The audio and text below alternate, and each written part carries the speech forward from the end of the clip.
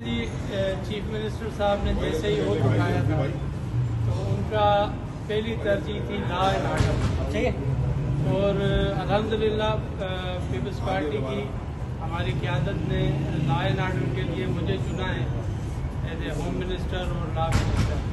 तो मेरी और मेरी लीडरशिप की, हमारी गवर्नमेंट की ये तरजीहात है कि हम ये जो क्राइम यहाँ पर खास करके एक फिलोरप हुआ है कराची में कि भाई स्ट्रीट क्राइम हो रहा है। देखिए कराची बहुत बड़ा सिटी है और दुनिया में बड़े सिटीज़ में इसका शुमार होता है। और मैं समझता हूँ कि यहाँ पर सोशल क्राइम तो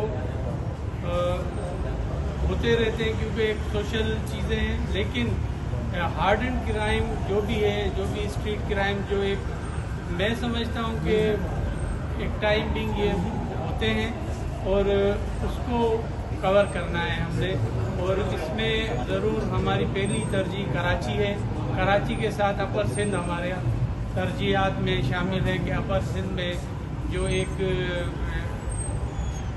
मैं तो समझता हूँ कि सिंध के साथ एक सोची समझी साजिश के तहत इस किस्म के वाक़यात हो रहे हैं। एक मुसलसल एक जो बीच में सिंध में अमन व अमान था, आपको पता होगा कि जैसे